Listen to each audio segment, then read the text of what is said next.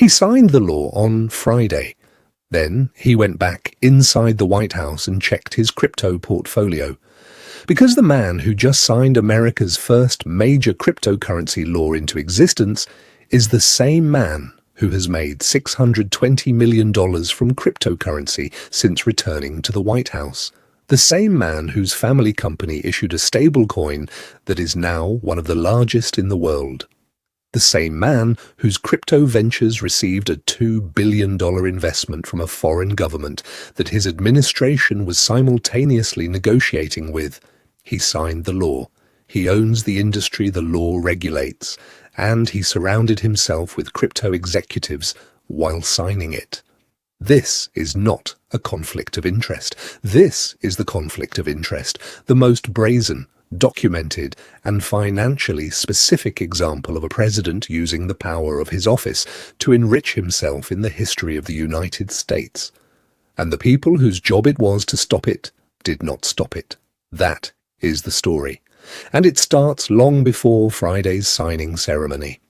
To understand what happened on July 18th, 2026, you have to understand who Donald Trump was in relation to cryptocurrency just 4 years ago.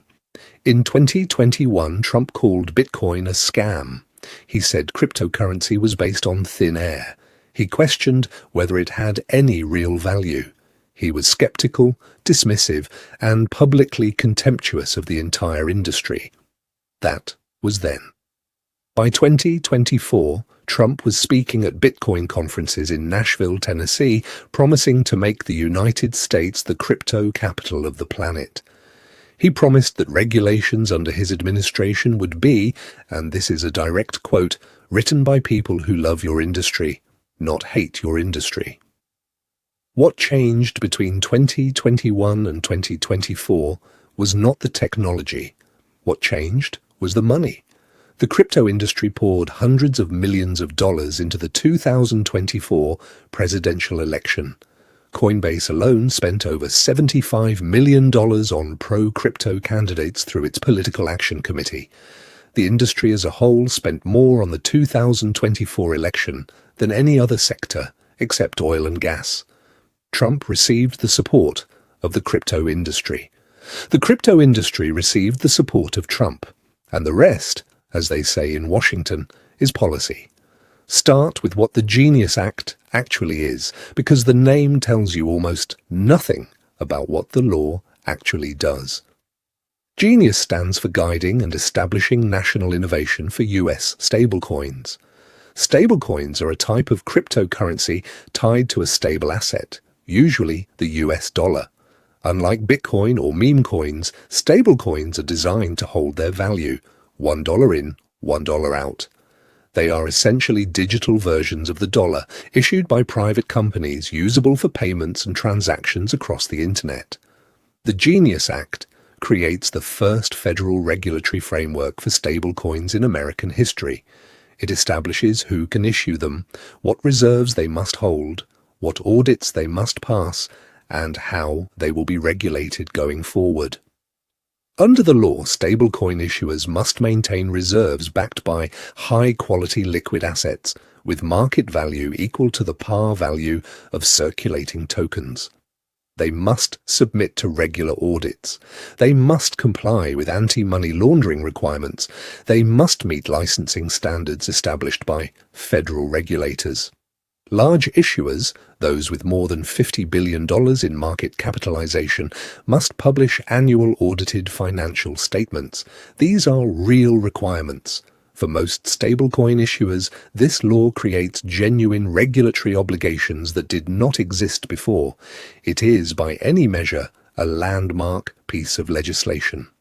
The crypto industry has wanted this for years. Banks, tech companies, and financial firms have lobbied hard for exactly this kind of legal clarity. Treasury Department projections suggest the stablecoin market could grow from hundreds of billions of dollars to as much as $2 trillion under the new regulatory framework. When Trump signed it in the East Room of the White House on July 18th, surrounded by Republican lawmakers and crypto executives, he called it perhaps the greatest revolution in financial technology since the birth of the Internet itself.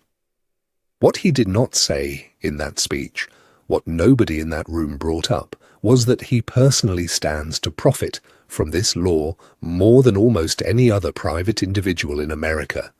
Here is the money, and there is a lot of it. Trump has made $620 million from his crypto ventures during his second term in the White House alone. That number comes from a Bloomberg analysis of his financial disclosures. It includes approximately $460 million from World Liberty Financial, a decentralized financial company that sells its own branded tokens and that Trump co-founded before taking office. But the $620 million Bloomberg figure is actually conservative compared to the full disclosure picture. Trump's July 1st financial disclosure, all 927 pages of it, showed total crypto income of approximately $1.4 billion for 2025 across multiple sources. The difference comes from how different analyses count equity stakes, licensing royalties, and token valuations. Either way, the number is staggering. Either way, the President of the United States is the single largest individual beneficiary of the cryptocurrency industry he just signed a law to regulate. World Liberty Financial is the center of this story, and it deserves careful attention.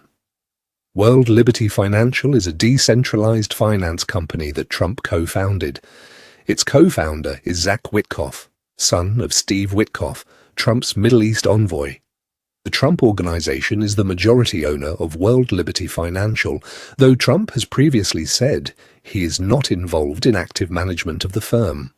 In March of this year, World Liberty Financial issued a stablecoin called USD1, a stablecoin issued by the president's company.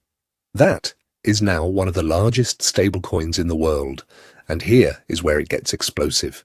An Abu Dhabi-based investment firm, MGX, used the World Liberty Financial stablecoin, Trump's stablecoin, to make a $2 billion investment in Binance, one of the world's largest crypto exchanges. The Trump family received hundreds of millions of dollars from World Liberty Financial proceeds connected to that deal. Let that sink in. A foreign government's investment vehicle put $2 billion into a deal structured around the president's personal crypto company, while that same president was conducting diplomatic negotiations with that foreign government, while his Middle East envoy, whose son co-founded the president's crypto company, was leading those diplomatic efforts. Representative Maxine Waters called it directly. She said, "The law leaves the door open for foreign firms that present a major national security threat, including targets of sanctions, all to appease those in the Trump family's inner circle, which has ties to those shady entities." The White House has insisted there are no conflicts of interest. World Liberty Financial issued a statement saying it is a private company with no ties to the U.S. government. The financial disclosure filed July 1st tells a different story.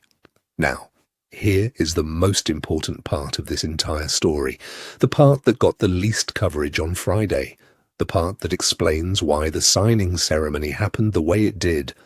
The Genius Act includes a provision prohibiting members of Congress and senior executive branch officials from issuing payment stablecoins during their time in public service. Read that carefully. Members of Congress cannot issue stablecoins. Senior executive branch officials cannot issue stablecoins. The law specifically addresses the conflict of interest concern. But that restriction does not extend to family members. It does not extend to business associates. It does not extend to companies that were set up before taking office and continue to operate while in office. World Liberty Financial was co-founded before Trump took office. Therefore, World Liberty Financial is not prohibited from issuing stablecoins under the Genius Act. Therefore, $1, the president's stablecoin, is not subject to the conflict of interest provisions that the law pretends to establish. Americans for Financial Reform stated this explicitly. They said, Trump-affiliated World Liberty Financial would largely be exempt from regulatory oversight if this bill were to pass. It passed. It was signed. World Liberty Financial remains largely exempt from the regulatory framework that now governs every other stablecoin issuer in America. The president wrote a law that regulates his competitors. His own company sits outside the law's most important restrictions. And the loophole was not an accident. The conflict of interest amendment offered by Senator Chris Van Hollen, which would have extended restrictions to family members and business associates, failed 11-13 in the Banking Committee. Every Republican voted it down. They voted down the amendment that would have closed the loophole, then they voted for the law with the loophole, then they stood next to the president while he signed it. The Securities and Exchange Commission is another chapter in this story that deserves its own examination. Under the Biden administration, the SEC had been aggressively pursuing enforcement actions against major crypto companies. Coinbase was sued, Gemini was sued, Kraken was sued. Dozens of smaller crypto firms faced regulatory scrutiny. The argument was that many cryptocurrencies were unregistered securities and that the companies selling them had violated federal law. When Trump returned to the White House, the SEC, under his appointed leadership, dropped those enforcement actions. Coinbase, Gemini, Kraken, case after case, dropped. The legal reasoning offered was that the previous administration had been unfairly targeting a legitimate industry. Here is the context that makes that decision interesting. Coinbase spent over $75 million supporting pro-crypto candidates in the 2024 election. Gemini's founders were significant Trump donors. Kraken's founder had publicly backed Trump. The companies whose cases were dropped were among the most significant financial supporters of the political movement that put Trump back in the White House. The cases were dropped. The donations had been made. The Genius Act was written. The president signed it, surrounded by the executives of the very companies that had funded his return to power.